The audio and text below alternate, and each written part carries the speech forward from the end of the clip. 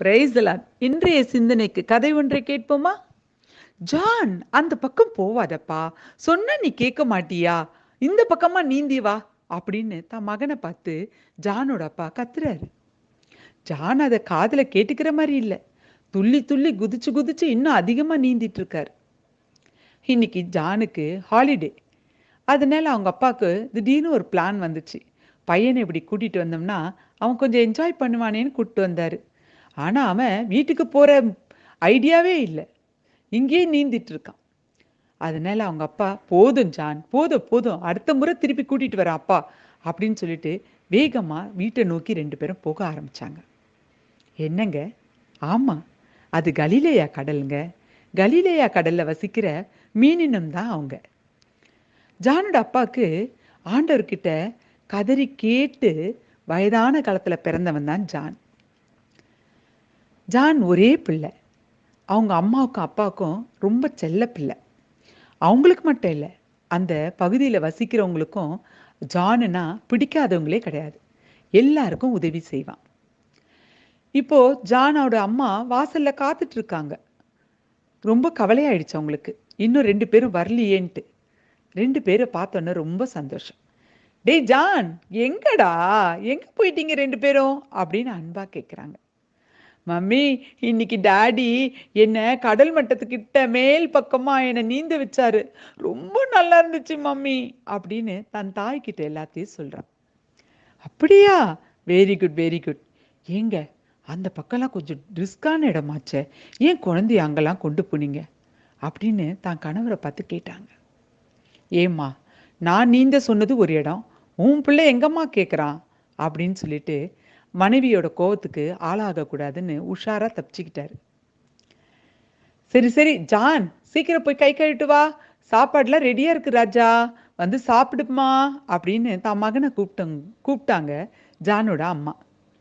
Mummy please please, வயிறு ஃபுல்லா இருக்கு, டாடி நிறைய ஸ்நாக்ஸ் வாங்கி கொடுத்தாரு மம்மி, அதனால என்ன நைட்டு சாப்பிட சொல்லாதீங்க மம்மின்ட்டு வேகமா தன்னுடைய ரூம்க்கு ஓடி போயிட்டான்.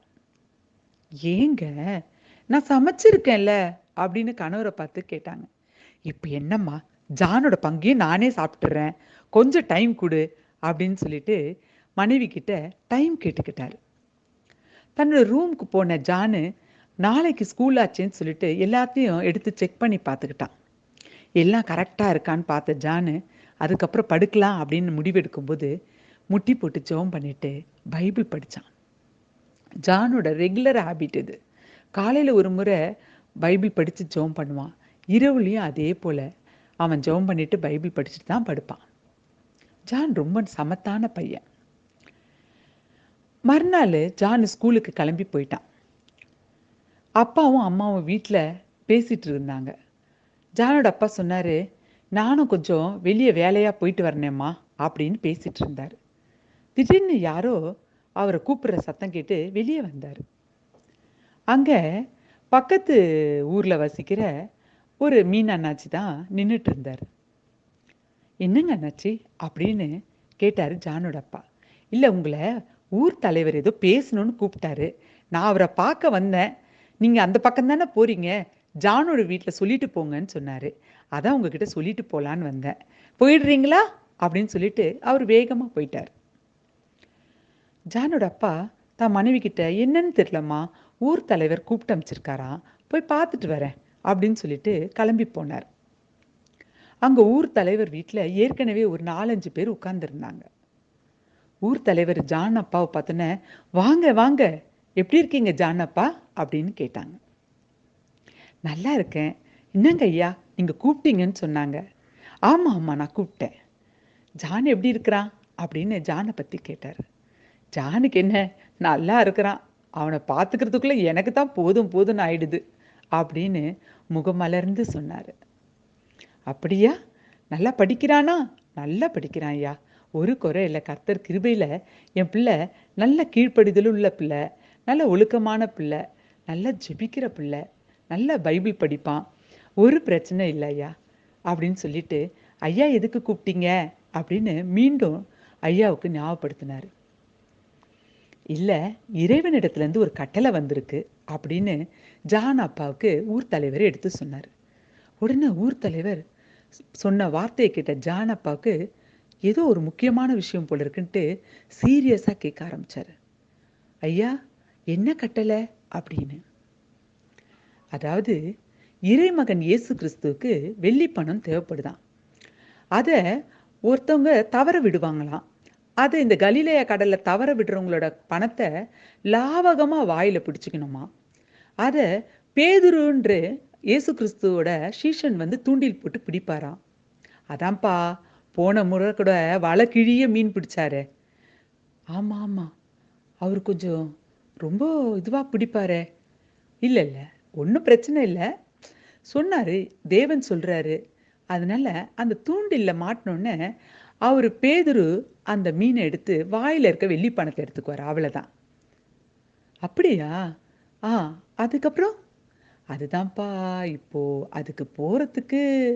என்ன ஐயா, அது யார் போகணுன்னு பார்க்குறீங்களா? நான் வேணா போட்டோமா ஐயா அப்படின்னு கேட்டார். இல்லைப்பா, நீ போனினா நீ கொஞ்சம் ஆள் கொஞ்சம் குண்டா இருக்கிற, உன்னோட தொண்டைக்குழியும் பெருசாக இருக்குது, அந்த வெள்ளி பணத்தை நீ முழுங்கிறதுக்கு நிறைய வாய்ப்பு இருக்குது. அதனால அதனால நம்ம வீடுங்கள்லேயே இப்போது ஜானு தான் சின்ன பையன், அவனுக்கு சின்ன தொண்டைக்குழி தான், அவனோட வாயில் அவன் ஈஸியாக கேட்ச் பிடிக்கலாம் அப்படின்னு அவர் மெதுவாக சொல்லும்போது ஜானோட அப்பாவுக்கு அப்படியே நெஞ்சே அடைச்சிடுற மாதிரி ஆயிடுச்சு. மூச்சு நின்றுட்ட மாதிரி ஆயிடுச்சு. ஐயா, என்ன சொல்றீங்க? ஜானை நான் இறைவனிடத்துல கெஞ்சு கேட்டு பெற்றுக்கிட்ட பிள்ளை ஐயா, உங்களுக்கு தெரியும்ல அப்படின்னு கதறி சொன்னார். ஊர் தலைவர், தெரியும்ப்பா, எனக்கு தெரியும், ஆனால் இது இறைவனோட கட்டளை அப்படின்னு சூழ்நிலை எடுத்து சொன்னார். ஜான் அப்பா, ஐயா நான் வீட்டில் பேசுகிறேன் அப்படின்னு சொல்லிட்டு பதில் எதுவும் சொல்லாமல் வேகமாக அங்கேருந்து கிளம்பி வீட்டுக்கு வந்துட்டார். மனைவி கணவன் போன மாதிரி வரலையே, ரொம்ப சோகமாக வந்திருக்கிறாருன்னு தெரிஞ்சுக்கிட்டு, என்னங்க என்ன ஊர் தலைவர் ஏதாவது சொன்னாரா, ஏதாவது பிரச்சனையா அப்படின்னு விசாரிச்சாங்க. ஆமாம்மா, பெரிய பிரச்சனை. என்ன சொல்கிறீங்க? நம்ம யாரோட இதுக்கும் போலியே, நம்ம எதுவும் தப்பு பண்ணலையே, ஜான் கூட அப்படிலாம் செய்ய மாட்டானே அப்படின்னு அவங்க அம்மா சூழ்நிலையை எடுத்து சொன்னாங்க. ஆமாம், நீ சொல்கிறதெல்லாம் கரெக்டு தான், இது இறைவனோட கட்டளை. என்ன இறைவனோட கட்டளையா? என்ன வாங்க அப்படின்னு அவங்களும் தீவிரமாக அதை அறிஞ்சிக்க விரும்பினாங்க. அதாவது இறைமகனுக்கு வெள்ளி பணம் தேவைப்படுமா, அதை ஒருத்தங்க அந்த கலிலேயா கடலில் தவற விடுவாங்களாம். அதை லாவகமாக பிடிச்சிக்கிட்டு பேதுரு அண்ணாச்சி போடுற தூண்டில்ல மாட்டி அந்த வெள்ளி பணத்தை கொடுக்கணுமா. என்னங்க, பேதுரு அண்ணாச்சி கூடவே எடுத்துட்டு போயிட்டாங்கன்னா வெள்ளி பணத்தையும் மீனையும் சேர்த்து அப்படின்னு பேதுரு அண்ணாச்சி மேலே நம்பிக்கை இல்லாமல் அவங்க அம்மா, ஜானோட அம்மா அவங்க கணவர்கிட்ட சொன்னாங்க. ஆமாம், அப்படி கூட ஒரு வாய்ப்பு இருக்க தான் செய்யுது. அதுக்கு என்னங்க, யார் அதுக்கு போகிறாங்க, நீங்களா அப்படின்னு கேட்டாங்க. இல்லைம்மா, அப்போ யாரு? ஜானதாம்மா. என்னது, ஜானா? என் பையனியா? என்னங்க நீங்க சொல்றீங்க? நம்ம பையனியா? ஆண்டவர்கிட்ட கேட்டு பெத்துக்கின பிள்ளைங்க, என்னங்க நீங்க இப்படி சொல்லிட்டு வந்துட்டீங்க? இல்லைம்மா, நான் சொல்லலை, இது ஊர் தலைவரே சொன்னது. ஏன்னா என் தொண்டைக்குழி பெருசாக இருக்குமா, நான் அந்த பணத்தை எடுக்கும்போது முழுங்கிறதுக்கு வாய்ப்பு இருக்கான். ஜானு சின்ன பையனா, அவன் வயசுக்கு யாருமே இல்லையா, அதனால அவன் அதை லாவகமாக பிடிச்சி கொண்டு போய் கொடுக்க வாய்ப்பு இருக்கு அப்படின்னு சொல்கிறாங்க அப்படின்னு ஜான் அப்பா பேசிட்டு இருக்கக்குள்ளேயே வாசலில் ஸ்கூல்லேருந்து வந்த ஜான் எல்லா காரியத்தையும் கேட்டுட்டான். இவங்க 2 பேரும் பேசிட்டு இருக்கும்போது ஜானன், அப்பா அம்மா நான் பேசலாமா அப்படின்னு வீட்டுக்குள்ளே வந்தான். ஜான், எப்போ வந்த? நீங்கள் பேச தொடங்கக்குள்ளேயே நான் வந்துட்டேன்ப்பா, எல்லாத்தையும் நான் கேட்டுட்டு இருந்தேன். ஏன்பா, இறைவனோட கட்டளைப்பா, இறைமகனுக்கு உதவக்கூடிய ஒரு வாய்ப்பு, நான் பிறந்ததே அதுக்காக கூட இருக்கலாம் இல்லையா? ஏன்பா நம்ம அந்த வாய்ப்பை விடணும்? நான் செய்கிறேன்ப்பா, நான் முழு மனதாக அதை செய்கிறேன். ஜான், ஒருவேளை நீ மறிக்க நேரிடலாம். அப்பா, இறைமகன் எதுக்காக வந்தார்? அவரு எல்லாருடைய பாவத்திலிருந்து மீட்கணும், தான் மறிக்க போறோம்னு தெரிஞ்சே தானப்பா அந்த உலகத்துக்கு வந்திருக்காரு. அவருக்கு உதவி நான் மறிச்சா என்னப்பா தப்பு அப்படின்னு தன் தகப்பனை பார்த்து கேட்டான். ஜானோட விசுவாசம் அவங்க அப்பாவை அசைச்சிடுச்சு, அவங்க அம்மாவை தொட்டுருச்சு. மகனே, உனக்கு இருக்கிற அளவுக்கு விசுவாசம் எங்களுக்கு இல்லையே அப்படின்ட்டு தங்களோட தவறை உணர்ந்துட்டு, சரி ஊர் தலைவர்கிட்ட ஒத்துக்கலாம், ஜானும் போறதுக்கு விருப்பப்படுறான்னு சொல்லிடலாம் அப்படின்ட்டு அப்பாவும் பிள்ளையுமா ஊர் தலைவர் வீட்டுக்கு போனாங்க. ஊர் தலைவர் 2 பேரை பார்த்தோன்னே, வாங்க வாங்க என்ன அப்படின்னு கேட்டாரு. ஐயா, என் பையன் அந்த வெள்ளி பணத்தை பிடிச்சு கொடுக்கறதுக்கு ஒத்துக்கிட்டான். அப்படியா ஜான், போறேன்ட்டியா? ஆமாங்க ஐயா, இறைமகனுக்கு உதவுற வாய்ப்பு நான் விடுவேனா அப்படின்னு கேட்டான். ரொம்ப சந்தோஷமா இருக்கு தம்பி, நீ வயசுல சின்னவனா இருந்தாலும் உனக்கு தான் எத்தனை தியாகம் அப்படின்னு ஐயா சொல்லிட்டு, ஜான் நாளை காலையில 11 மணிக்கு அந்த இடத்துக்கு, நான் சொல்ற இடத்துக்கு நீ போயிடு. அங்க அந்த பணத்தை தவற விடுறவங்க தெரியாம அந்த கலிலேயா கடல்ல போட்டுருவாங்க. நீ அதை கரெக்டா கேட்ச் பிடிக்கணும். பிடிச்சிட்டு மிழுங்கிடாம அதை ஜாக்கிரதையா எடுத்துக்கிட்டு கொஞ்சம் முன்னோக்கி கரைக்கு முன்னாடி போனீன்னா பேதுரு அண்ணாச்சி வந்து தூண்டில் போடுவார். அதுல நீயா போய் மாட்டிக்கணும். அதுக்கப்புறம் அவர் உன் வாயிலேருந்து அந்த காசை எடுத்துக்குவாரு. அதுக்கப்புறம் ஐயா, இவ்வளவுதானே என் வேலை, அது போதும், இந்த கட்டளையை நான் செய்கிறேன் அப்படின்னு சொல்லிட்டு அதை ரொம்ப சந்தோஷமா ஏற்றுக்கிட்டு ஜான் அங்கேருந்து போயிட்டான். மறுநாள் அதே போல் ஒருத்தவங்க தவற விடுற அந்த வெள்ளி பணத்தை ஜான் அதை அழகாக கேட்ச் பிடிச்சிட்டு வாயில் எடுத்துட்டு வேகமாக நீந்தி போகிறான். ஜான் போகிறத தூரத்துலேருந்து அந்த ஊர் ஜனமே நின்று பார்க்குது.